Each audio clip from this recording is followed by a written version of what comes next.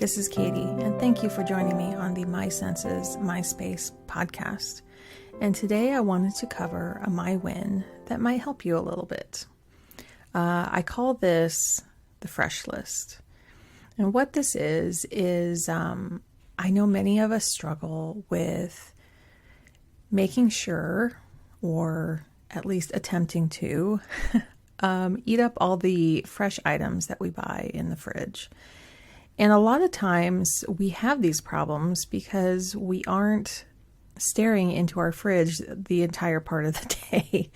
Our fridges aren't see-through. We can't remember every single thing that's in there. A lot of times, there are people who can go, okay, I remember exactly what I bought and I'm gonna come up with a plan and eat them on certain days. And that's wonderful.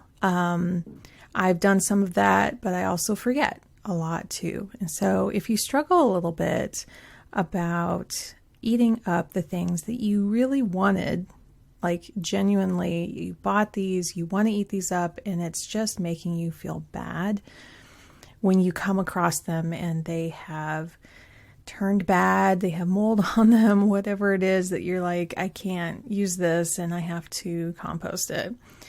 So here's a little thing you can try to see if this might help you. To make things more visible, try putting a list on the outside of the fridge of the items that you know will spoil in the next week. So this is excluding anything frozen, but mainly fruits and vegetables, meats that you need to use up, anything that you know is probably needs to be consumed in the next week. You can take this a step further and possibly put them in the order that you think, or that you've experimented enough to know when they're going to expire, but kind of expect a week out of most things. Put them in the order that they will go bad in the next week on that piece of paper and put it right at eye level and mark off the ones that you do each every day. And you can plan out like, hey, I know these cucumbers are going to go bad first, so let's have them at the top, and then have like fish, or like fish usually goes first. Have that on a column next to it saying these are the proteins that are going to go bad. Maybe it's tofu, maybe you're vegetarian, you don't eat any of that, but just listing things in the order they expire. It doesn't mean that's the order that you go in, but it will kind of keep everything top of mind of, okay, I need to try to consume this next. And you may find that as you are looking at this list, you find new combinations of foods, like, oh, I never thought to put cucumber with salmon or something.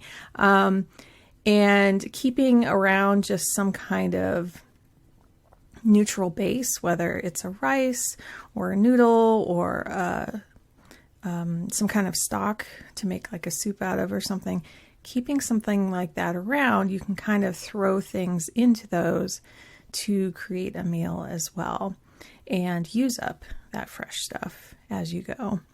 So there is a ton of food science behind how to keep things around longer, how to, repackage things, cut things, prep things, and all of that. But if all of that is overwhelming, set that to the side. Maybe possibly you can try that out later on. But the immediate quick win that you can do for yourself is just making this fresh list and keeping it on the front of your fridge, and see how this next week goes. See if that at all helps you, kind of think, okay, here are some things I need to tend to that are important to me, because it makes me feel bad when I have to throw these out.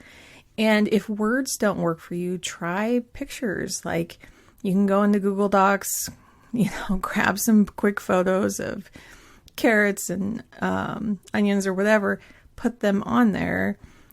And that might visually cue you in a little better on using what you have brought into your home that you really, truly want to enjoy.